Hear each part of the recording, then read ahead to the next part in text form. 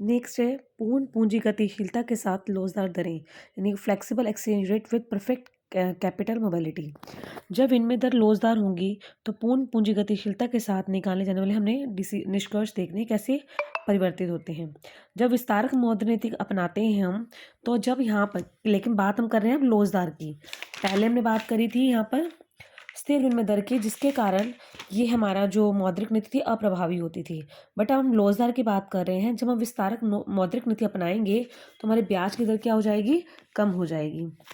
ब्याज की दर कम होने से क्या होगा, घरेलू ब्याज दर अगर कम होंगी तो विदेशी जो ब्याज दर है वो वहाँ पर लोग ज़्यादा इन्वेस्टमेंट करना शुरू कर देंगे। तो हम भुगतान शेष को हम क्या कर सकते हैं, ठीक कर सकते हैं। जो घाटा चल रहा था हम उसको ठीक कर सकते हैं। ठीक है, जैसे कि देखो ये एलएम वक्र है हमारा मौद्रिक नीति, ये आईएस वक्र हमारा राजकोषीय नीति। ठीक है, ये रेट ऑफ इंटरेस्ट है, ये हमारा इनकम है। ठीक है, यहाँ पर इक्विलिब्रियम पॉइंट हमारा ई है। वो कहता है कि जब हम मौद्रिक नीति को अपनाते हैं, मौद्रिक नीति विस्तारक को, विस्तार में बढ़ाना, ठीक है, विस्तार करना, तो मौद्रिक नीति को जब अपनाते हैं तो हमारा जो एलएम वक्र शिफ्ट होकर कहाँ हो जाता है, एलएम वक्र LM1 वक्र पर शिफ्ट हो जाता है। जैसे रेट ऑफ इंटरेस्ट हमारा OR से कम होकर कहाँ हो जाता है, OR1 पर हो जाता है, और हमारी इनकम जो है वो OI से बढ़कर कहाँ हो जाती है, OY1 पर। नया संतुलन बिंदु हमारा कहाँ जाता है, E1 पर। ठीक है, अब हमने भुगतान शेष को ठीक करना है। हमने विस्तारक मौद्रिक नीति अपनाई, घरेलू ब्याज दर हमारी क्या हो गई, कम हो गई। जब घरेलू ब्याज दर हमारी कम हो गई तो लोग क्या करेंगे, विदेशी ब्याज दर यानी कि बाहर की जो दर है वो ज़्यादा है, तो वहाँ पर जाकर क्या करेंगे, पूंजी का भारी प्रवाह हो जाएगा।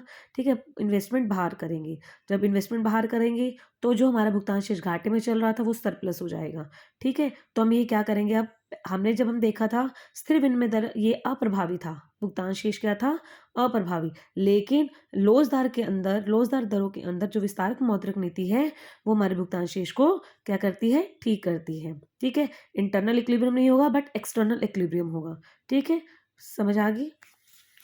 नेक्स्ट हमारा ये, अगर हम राजकोषीय विस्तारक यानी कि फिजिकल नीति विस्तारक नीति अपनाते हैं तो फिजिकल नीति अपनाने से क्या होगा, हमारा देखो OR हमारा वो रेट ऑफ इंटरेस्ट, IS ई बिंदु पर LM और IS एक दूसरे को ई बिंदु पर काटते हैं। ठीक है, जब हमारा क्या होगा, हमारी अगर हम विस्तारक अपनाते हैं, किसको, राजकोषीय नीति को, विस्तारक नीति अपनाते हैं।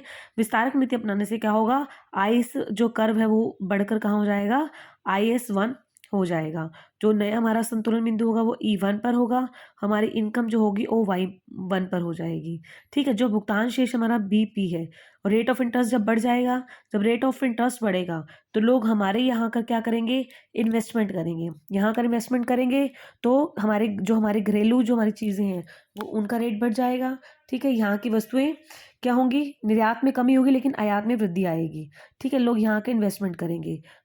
ठीक है, बट ये है कि इंटरनल इक्विलिब्रियम तो हो जाएगा, आंतरिक संतुलन तो हो जाएगा, बट जो बाहरी संतुलन है वो नहीं होगा, क्योंकि बैलेंस ऑफ पेमेंट हमारा क्या हो जाएगा, घाटे में हो जाएगा। लेकिन जो भुगतान शेष है हमारा, बैलेंस ऑफ पेमेंट है वो घाटे में जाएगा, क्योंकि राजकोषीय फिजिकल नीति अपनाने से जब रेट ऑफ इंटरेस्ट बढ़ेगा, जब घरेलू ब्याज दर बढ़ेगी तो बाहर के लोग यहाँ का इन्वेस्टमेंट करेंगे।